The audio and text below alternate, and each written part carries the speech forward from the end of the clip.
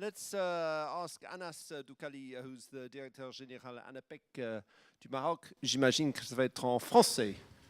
Certainement. Voilà, très bien. Bonjour tout le monde. Tout d'abord, je voudrais remercier la France à travers Pôle emploi pour l'organisation de cet atelier fort intéressant autour d'une thématique qui nous interpelle tous, bien entendu, mais chacun avec son angle de vision différent, dépendamment de nos contextes, de nos expériences. Mais ce qui est intéressant dans l'AMCEP, c'est que nous avons tous les mêmes objectifs. Et certainement, pour les atteindre, nous aurons des parcours différents. Donc, nous devrons apprendre les uns des autres. C'est un peu la stratégie à long terme d'AMCEP, le bench learning. Et je pense qu'un atelier comme ça, je me suis dit, même s'il y avait, excusez-moi, beaucoup d'interventions européennes, c'est un atelier européen, on fait la même chose qu'on s'est organisé à Rabat, mais j'ai dit, je vais intervenir et parler de notre propre expérience. C'est important de voir aussi, même si on n'est pas aussi en avance sur les questions de la digitalisation, mais nous pensons, comme l'a bien dit mon ami Sekouba Mara, le DG de l'agence guinéenne, qu'on pourrait très bien dépasser et survoler pas mal d'étapes qu'ont connues des agences qui ont existé avant nous et d'aller directement vers ces techniques qui ne sont pas coûteuses mais qui peuvent rendre service à pas mal de chercheurs d'emploi. Bien, alors, bien sûr, le thème est sur l'apprentissage, mais tout ce qui est innovant au niveau de cet apprentissage. Mais la question d'apprentissage, pour nous, c'est un processus d'accumulation de savoir-faire, de compétences techniques, compétences transversales, qui devrait amener à apprendre un métier et puis exercer un emploi pour répondre à un besoin de la société. D'accord. Alors, pour nous, les SPE, ça évoque chez nous... Alors, attends. C'est ça? Non, c'est pas ça. C'est... OK. C'est bien le vert, le bouton vert. Ça évoque chez nous la question de l'employabilité. Alors, l'employabilité permet d'apprécier la capacité d'une personne à occuper un ou plusieurs postes d'emploi. Alors, son amélioration permet de renforcer sensiblement les chances d'insertion. C'est ce que Pierre était en train de dire tout à l'heure sur la formation. L'employabilité, ce sont des compétences techniques, soft skills, life skills, compétences de recherche d'emploi aussi, et des connaissances sur le marché du travail. Et ça, juste la question de connaître le marché du travail, le traquer, le suivre, voir son comportement et ses transformations, est une prérogative importante, une compétence des services publics d'emploi que l'automatisation peut-être ne fera pas. Je pense, voilà. Bon, les acteurs de l'employabilité, bien sûr, l'État, les territoires, l'université, entreprises, société civile et les SPE. Pourquoi c'est lent? Oui. Bon, maintenant, l'employabilité, elle est appréhendée par chacun des acteurs de manière différente. Pour les universités, en tout cas pour ce qui nous concerne, certaines continuent à constituer des usines à fabriquer des chômeurs. La question d'employabilité n'est pas un objectif parmi d'autres. Je l'ai beaucoup constaté chez les universités francophones aussi. Contrairement aux universités anglophones, j'ai vu ça au Canada. Ils avaient une comparaison et beaucoup d'universités ne veulent pas trop s'ouvrir sur le marché du travail et sur les métiers. Ils veulent rester un lieu de production de savoir, un lieu de création de l'homo socialis, si vous voulez. Vers la régie. Ah, ben il fallait me dire depuis tout à l'heure. Là, la régie est là, comme ça. Mais non plus.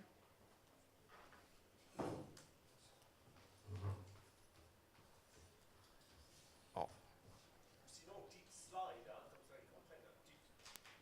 Ah, OK. Ben, next slide, OK, entreprise. Pour les entreprises, thank you, Axel. Pour les entreprises, oui, il y a un besoin de compétences sur mesure, mais en tout cas, on constate que l'entreprise ne s'investit pas amplement dans l'amélioration de l'employabilité. Elle doit assurer ce rôle à côté de l'expression de ses besoins pour réorienter tout le temps les programmes de formation chez les opérateurs de formation. Alors, next slide, please. pour les services publics, l'employabilité passe d'abord par, bien sûr, il faut que l'autre fasse son travail, par une bonne orientation scolaire, une formation qui allie, bien sûr, les compétences techniques au transversal, développement de l'autonomie, d'esprit d'initiative, la capacité de s'auto-informer, s'auto-former, et les outils digitaux le permettent aujourd'hui, et une forte application de l'entreprise, comme je l'ai dit tout à l'heure. Next slide, please. Alors, qu'est-ce qu'on fait au niveau de l'ANAPEC avant d'arriver à ces nouveaux outils? Pour l'instant, quand on aide des jeunes à améliorer, au fait, à raccourcir la distance qui les sépare du marché de l'emploi, on leur propose des formations, on leur prescrit des formations et on leur finance ces formations. Ce sont à peu près, bon an, mal an, 18 000 bénéficiaires par an. On veut faire plus, mais il ne faut pas tout le temps faire plus, parce qu'il faudrait qu'ils aient un travail par la suite. Hein?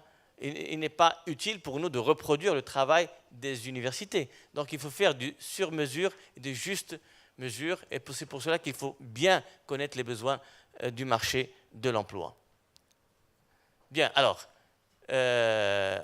pour renforcer ces capacités, c'est important, les ateliers de recherche d'emploi constituent également un moyen d'améliorer l'employabilité, la formation, la recherche d'emploi, les ateliers sur le projet professionnel, la sensibilisation à l'entrepreneuriat, entrepreneuriat et intrapreneuriat, parce qu'avoir l'esprit de l'initiative, c'est aussi important quand on est salarié dans une entreprise. C'est pour cela que beaucoup d'entreprises font maintenant le profiling, pour voir un peu cet esprit d'initiative chez pas mal de jeunes. Alors, les entretiens de positionnement, bien entendu, pour pouvoir positionner et dire est-ce qu'on prescrit une formation ou non, et quels sont les emplois métiers sur lesquels un jeune peut focuser, comme ça il développe ses capacités pour les avoir. Après, s'il vous plaît. Les répertoires des emplois métiers et des compétences, ça c'est important pour nous conseiller, on continuera à les produire en tant qu'SPE ou à contribuer à leur production. C'est le seul langage qui existe et qui permet bien sûr et aux opérateurs de formation et aux SPE et aux entreprises de parler la même langue, parce que malheureusement des fois en traitant une offre, en essayant de la viabiliser, de la qualifier, on se rend compte que des fois on parle un langage différent entre le conseiller et le RH de l'entreprise, encore moins quand je suis avec l'opérateur de formation, ça dépend qui il est. Si c'est Open Classroom, il est rapide à la détente, mais bon. Bien, alors, on a décidé, en fait, d'agir également en amont. Et donc, depuis 2 ans, on a décidé de créer des agences universitaires. L'État nous a suivis, il a dit, c'est bien. On va aller aux universités, on va leur dire qu'il y a un SPE qui existe. Même avec 80 agences au Maroc, une étude a montré que peu de jeunes connaissent l'existence de services d'intermédiation. Donc, bien sûr, pas mal connaissent aujourd'hui les plateformes, les job boards, la plateforme électronique et tout. Je vois pas mal de pubs sur les chaînes françaises ou européennes. Je ne vois pas de Pôle emploi sur les pubs, mais je vois beaucoup d'autres plateformes privées comme ça, pour les jeunes, Rapid, Matching, tout ça. Bon, il faut faire attention, il faut être présent également sur les différents canaux. Les jeunes doivent connaître qu'il y a des services. Non, avant, s'il vous plaît.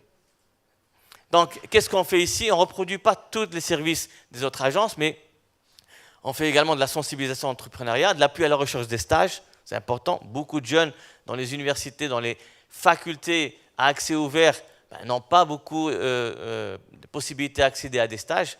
Ça n'intéresse pas beaucoup d'entreprises. L'observation du marché de travail dans un cadre universitaire avec certains départements qui peuvent accompagner, mettre en place des jeunes qui peuvent participer à des enquêtes terrain. Donc ça, c'est important pour nous. Bien sûr, chaque année, on organise une semaine de l'emploi. Ça permet de toucher un maximum d'étudiants. Et ce n'est pas suffisant. Encore, s'il vous plaît. On a décidé, au fait, pendant cette semaine de l'emploi, de rapprocher l'université des entreprises. Allez, il faut que vous discutez ensemble. Et on organise dans chaque université, donc sous l'égide de l'ANAPEC, un séminaire entreprise, université. Et ça, depuis 2 années, c'est une réussite.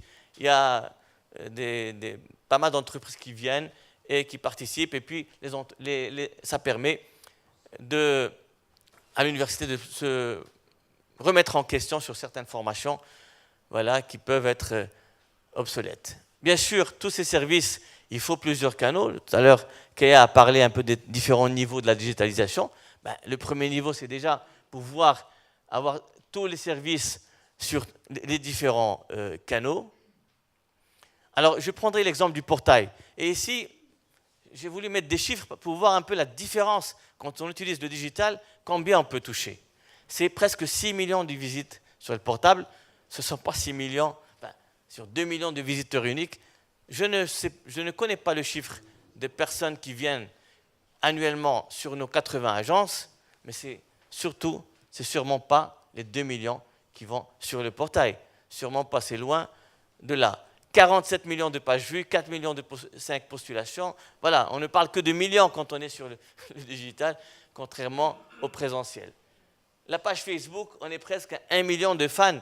Et sur cette page, il y a de l'accompagnement personnalisé, il y a des conseils, il y a des orientations, il y a des vidéos capsules qu'on met, et c'est très prisé par les jeunes.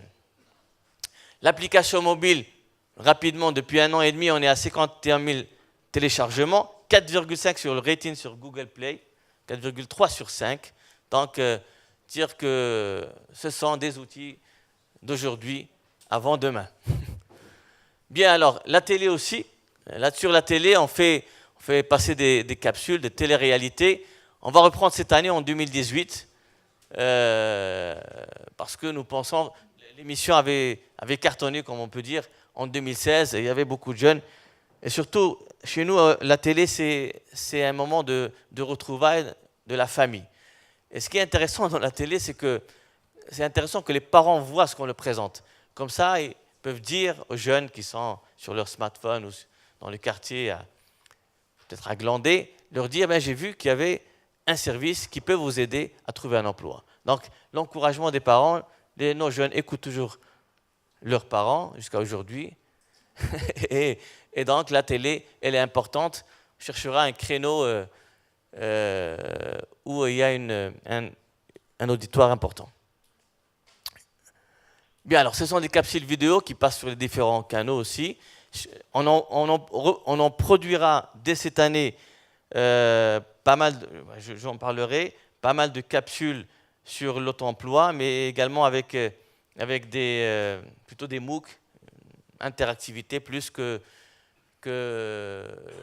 le, je dirais je ne sais pas si ça existe, le monolatéral, mais le seul sens, quand je prépare des capsules, il faut attendre 15 minutes à écouter. Les jeunes ne vont pas attendre 15 minutes pour écouter. Il faut leur mettre des choses ludiques et intéressantes et les amener à interagir, à poser les questions, à chatter, etc. Bien. Et puis est venu un jour Open Classroom. Alors, en 2016, c'est plutôt fin décembre 2016, on avait signé la convention. Mais je vais vous raconter rapidement cette histoire. Quand Pierre Dubuc m'avait contacté, j'ai vu que l'idée était très intéressante. Je suis commencé à faire ma recherche pour connaître un peu l'Open Classroom et son cofondateur Pierre. Et j'ai vu quelques vidéos sur le chef de l'État qui donnait crédit au fait à cette start-up. À un moment, on le voyait aussi distribuer les diplômes. J'ai dit, je n'ai pas à réfléchir. S'il a le crédit du chef de l'État, moi je fonce. Et effectivement, on a été rapidement sur la convention. 7 décembre 2016, maintenant on va voir les résultats et les comparer avec ce qu'on fait conventionnellement. Bien, bon, l'objectif, je pense que ce n'est pas la peine de rester sur l'objectif. Pierre en a parlé, on peut passer. Les enjeux, c'est important aussi de toucher le maximum à travers ces outils. Maximum de jeunes et de toucher ceux qui ne peuvent pas venir en présentiel. Les personnes en situation de handicap, la population rurale, loin du marché de travail, loin des agences. Les non-diplômés aussi, des fois qui n'osent pas et puis qui ne trouvent pas assez de services dans un service public, dans un pays où les chômeurs diplômés constituent un pourcentage beaucoup plus important que les non-diplômés. Donc, ils peuvent également être concernés. Alors, ça permet également de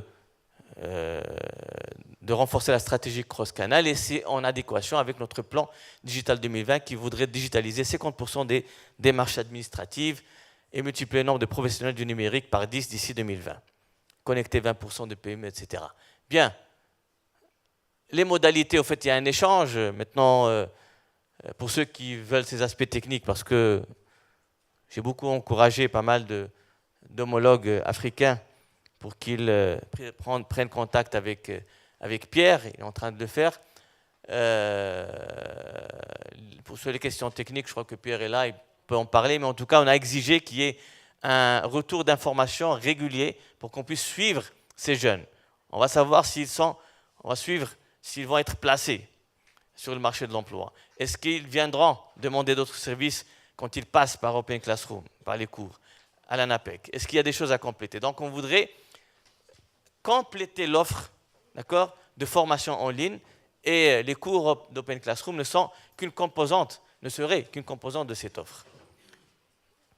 Les résultats, regardez, ça monte en flèche, mois après mois. Nous sommes de janvier 2017 à août 2017. On est à 7300 chercheurs d'emploi inscrits. J'ai parlé tout à l'heure de 18 000 sur les modèles conventionnels. On est à 7 000. Allez-y. L'âge moyen, il est de 26 ans, entre 20 et 30 ans. Et ça, ce ne sont pas des jeunes, ce sont des jeunes très souvent qui ont terminé leur étude. Ils sont en bac, bac plus 2, bac plus 3, et qui sont au chômage. Donc ce sont vraiment des chômeurs, des chercheurs d'emploi qui accèdent à ces cours parce qu'ils pensent que cela améliorera leur employabilité. Les cours, 13 000 cours suivis, ça monte en flèche aussi, 31 000 heures de cours, 834 certificats. C'est des certificats qui sont reconnus par l'État français. Tout le CAC 40 se trouve au Maroc, reconnu par l'État français, reconnu par les entreprises françaises, et donc une employabilité, en tout cas chez les entreprises françaises, européennes, marocaines, pourquoi pas aussi, puisque nous reconnaissons les diplômes français. Et voilà, donc ce sont des certificats. Ça, c'est le top 10 des cours suivis. Ce sont principalement les IT, les technologies de l'information. Voilà, une application pour Android, développer un site web, etc., etc. Quelles sont les perspectives maintenant? Alors, il y a un travail qui se fait avec l'Agence universitaire de la francophonie, mais également avec la coopération belge sur l'auto-emploi, où nous allons développer des MOOC sur les différents offres de services d'ANAPEC, que ce soit pour l'emploi salarié, pour l'auto-emploi, l'entrepreneuriat, l'appui à l'entrepreneuriat, et également l'appui à la recherche d'emploi. Alors, avec Pôle emploi aussi, sur l'accord bilatéral, nous allons travailler également sur l'agence de demain. L'agence virtuelle qui existe, j'ai vu des expériences, et l'agence de demain aussi, où il faut être prêt à donner et à dispenser tous les services d'une agence en présentiel à travers l'agence virtuelle.